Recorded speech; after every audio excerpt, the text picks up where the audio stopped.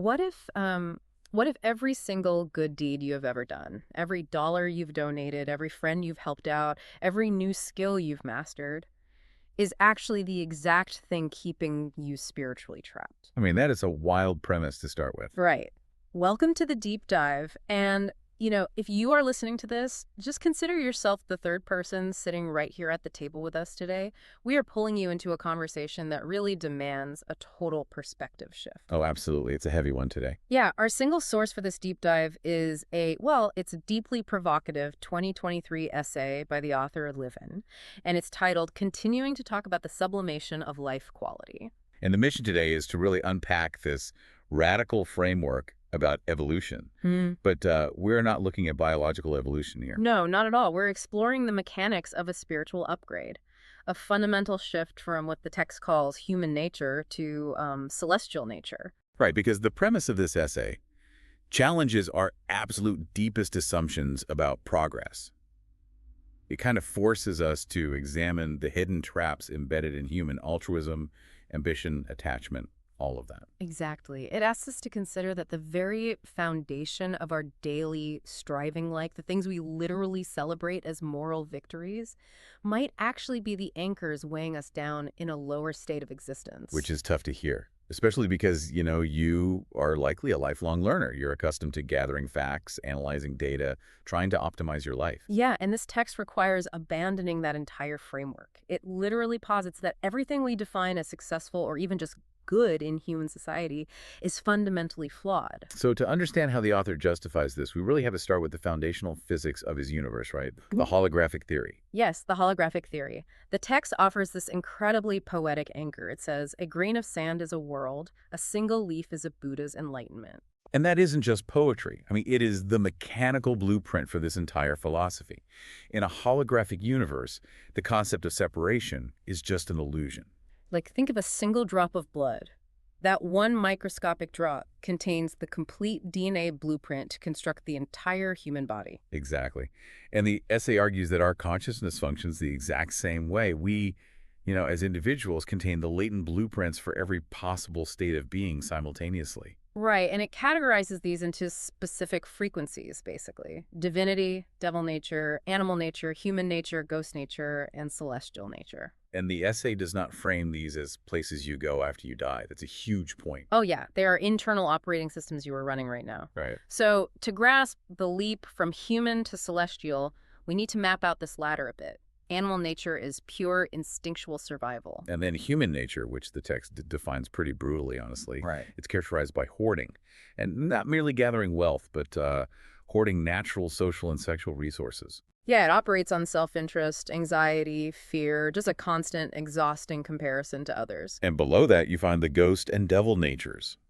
Ghost nature is described as being trapped in a loop of unfulfilled desires and past grievances, completely unable to move forward. While devil nature is active destruction, right? Elevating the self by extracting from and basically tearing down others. What's fascinating here is that the author classifies the standard, widely accepted modes of human striving as dangerously close to these lower frequencies. Wait, like what kinds of striving? Like even the desire to build powerful nations, enforce strict political parties, or establish sprawling religions. It's all viewed as an extension of the hoarding instinct. It's all born from an urge to control. Wow, okay. So the ultimate goal then is sublimation. Tuning your internal frequency away from those lower states and up towards celestial nature. Right, and celestial nature is painted as completely selfless and totally carefree. Yeah. It says these beings establish no special relationships. They join no organizations. They respect the creator and nature, and their defining characteristic is that they possess nothing but have everything. Which is such a paradox. It is. When I visualize human nature based on this, I just picture this highly stressful resource management board game. Players are sweating, tightly gripping their little cardboard wheat and stone, terrified someone is going to steal their victory points. That's a great analogy. Thanks. And celestial nature feels like, realizing you don't even need to be sitting at the table. You can just walk away from the board entirely. Let me push that board game analogy a step further, though. It isn't just realizing you can leave the table. It is the profound recognition that the cardboard pieces were never real to begin with. Oh, wow. Yeah. You aren't giving up, your resources in a sacrificial way. You're waking up to the fact that ownership itself is basically a hallucination. So the celestial nature takes things as they are, acting in the present moment without any compulsion to force an outcome. Exactly. It's a state of absolute frictionless living. But if the goal is to stop playing the game, I mean, the immediate human instinct is to figure out how to win our way out, right? Totally. We always want a strategy. Right. Can I play the board game so virtuously, like giving all my cardboard wheat to the poorer players, that I achieve this celestial state?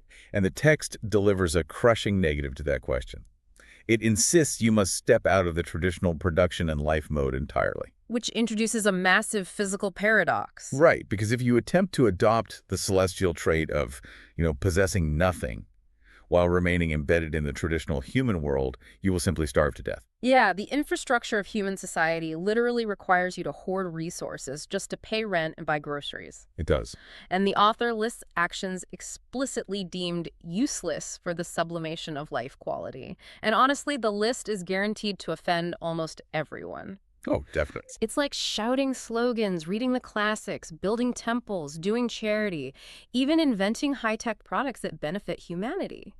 The text claims that having immense wealth to create blessings for the people is completely useless for changing your fundamental nature. This is such a profound disruption of the traditional moral compass. In most cultures, inventing a life-saving medical device or donating a fortune to alleviate poverty is the absolute pinnacle of human achievement. Okay, let's unpack this, because I found myself arguing with the text here.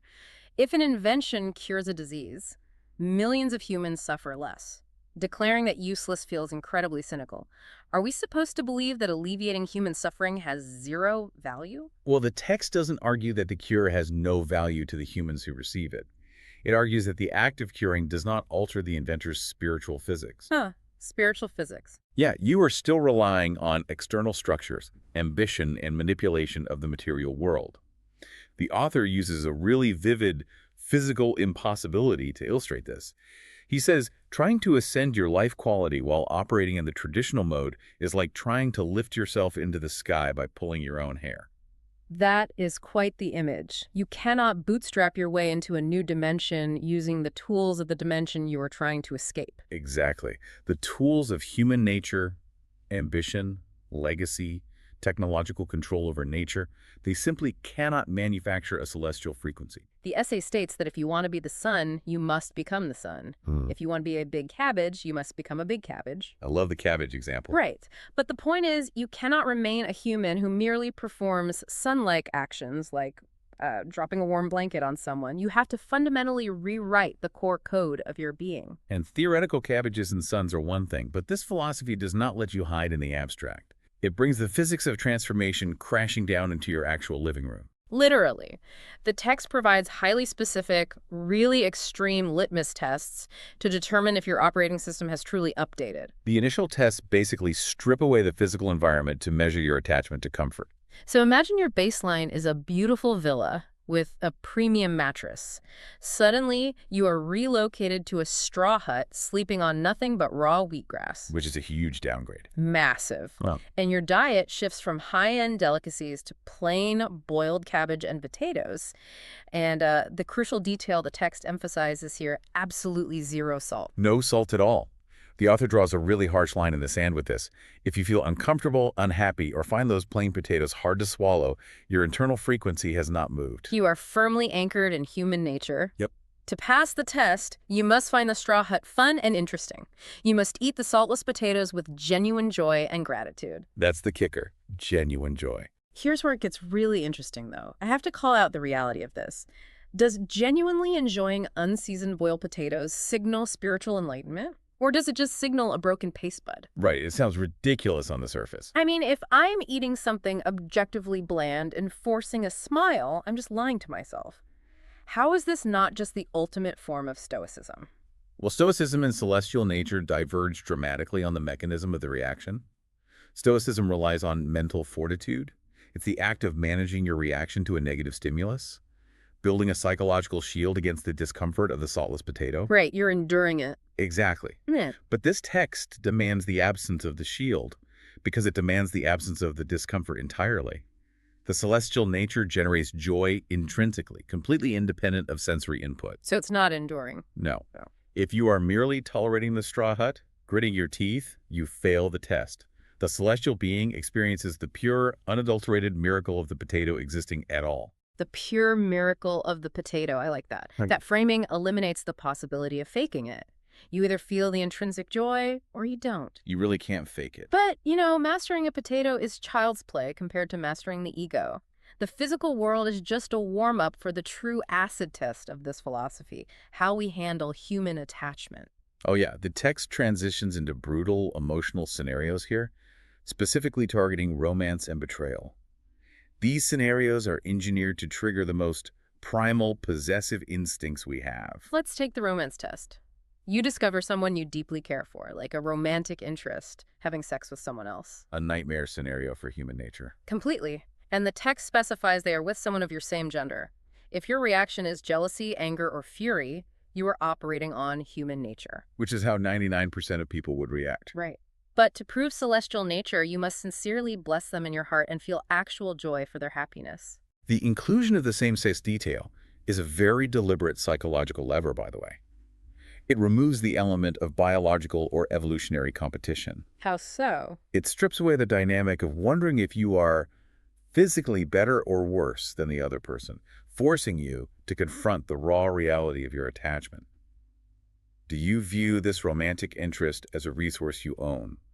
Or are you capable of a love so detached that their pleasure, completely independent of you, generates joy within you? Wow, so it completely divorces affection from ownership. Exactly. And the betrayal test applies that same detachment to survival resources. Say a trusted friend cheats you out of all your money, leaving you completely financially wiped out. Again, the standard human reaction is a desire for vengeance. You want to curse them or see them punished. But the celestial reaction is total indifference. You look at the situation and think, the poor person will be taken by the devil. I wish him luck in turning things around. If we connect this to the bigger picture, the indifference stems directly from the holographic mechanics we discussed earlier.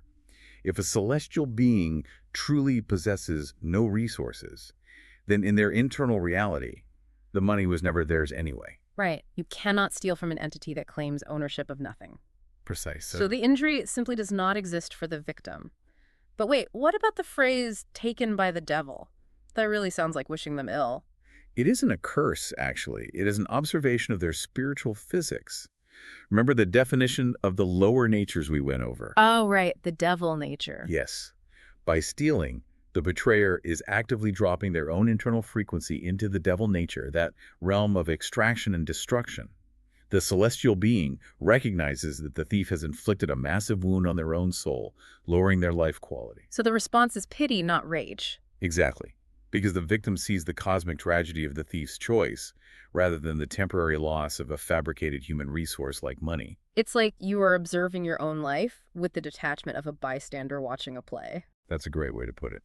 But the essay argues that the true anchor keeping us in the human realm isn't forged in these giant, dramatic moments of betrayal. It's forged in the microscopic, invisible fractions of a second when absolutely no one is looking. This is where it gets really tough.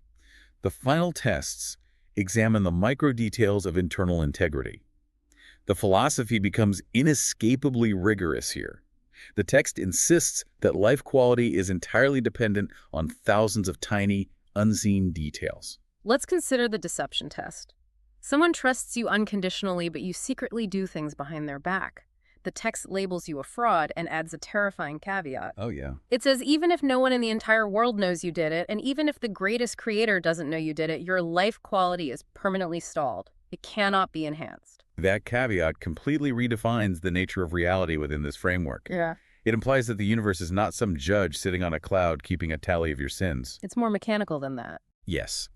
The universe is an automatic, self-regulating mechanism. Your internal state literally creates the reality. If you introduce deception, you introduce a structural flaw into your own foundation. So the ignorance of the victim or the absence of a cosmic judge is totally irrelevant. Completely irrelevant. The structural integrity of your being has been compromised by the act itself. Spiritual physics. Action dictates the frequency. And the text applies this physics to our everyday social interactions with the hypocrisy test. This one is going to hit close to home for a lot of people. Oh, big time. You are flattering someone for your own benefit, acting obedient and submissive, perhaps to a boss or a wealthy client. But secretly, your internal monologue is cursing them. Right. You are thinking, I really want to kick this guy, while smiling and eventually going against their wishes behind their back. That specific scenario basically describes the survival mechanism of the modern corporate world. It really does. We call it professionalism. We call it playing the game to survive. But the essay states that this exact behavior proves you are trapped in human nature. The whole concept of fake it till you make it is obliterated here. It is. We rely so heavily on the idea that as long as our external mask is polite, our internal angry monologue is our own private, harmless business. This raises an important question about those masks. The author explicitly dismantles the value of the mask entirely. You can fool heaven and earth with perfect pretending. You can convince society you are a literal saint. But it doesn't matter. No, because if your internal frequency does not match your external actions perfectly, you create cognitive dissonance. That dissonance acts as a weight, anchoring your life quality to the human realm, ensuring you will never reach a celestial state. So you are still sweating over the cardboard wheat at the board game table, even if you've painted a totally serene smile on your face. Exactly. The celestial nature has no use for masks because they harbor no ulterior motives. They are not attempting to extract resources, favor, or safety from the boss, so the impulse to flatter simply does not exist. Their internal and external states are perfectly aligned. Perfect alignment, yes. Stepping back from the intense demands of Shuofeng's philosophy in a second, the through line is incredibly clear. Sublimation, like the ultimate upgrade in the quality of your existence, is not achieved through outward projection. Not at all. It's not measured by the scale of your charitable donations, the brilliance of your technological inventions, or the number of theories you publish.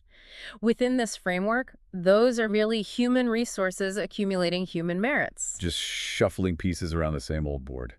True transformation is entirely dependent on the microscopic alignment of your internal reactions. It is tested in the quiet crucibles of discomfort, ego, and integrity. Yeah, the essay asks if you can generate unforced joy in a straw hut. It asks if you can feel genuine happiness for a romantic interest who chooses another. It asks if you recognize that a thief only truly robs themselves. It demands absolute, unwavering internal integrity, a state where your private thoughts match your public face without a millimeter of deviation. Which is quite the challenge. As we wrap up this deep dive, I really want you to reflect on your own approach to growth. How often do we focus on accumulating knowledge, reading one more book, or gathering one more fact, which, this text would classify as hoarding a human resource? Right, versus doing the grueling work of shifting our fundamental emotional reactions to the world. It is a profound mirror to hold up to our lives. It forces us to ask if we are actually evolving or if we're just running slightly more sophisticated software on the same flawed human operating system. I couldn't agree more. Think about the physical reality of your own life right now. If your true, unvarnished nature is only revealed when you are stripped of everything you find comfortable and secure, what is one saltless potato you are dealing with today? That's a great question to leave on. What is that one bland, frustrating, or uncomfortable situation that you are currently enduring through gritted teeth? And what would happen to your internal frequency if you stopped merely tolerating it and chose to experience it as an entirely new, joyful adventure? Think about that, and we will catch you on the next deep dive.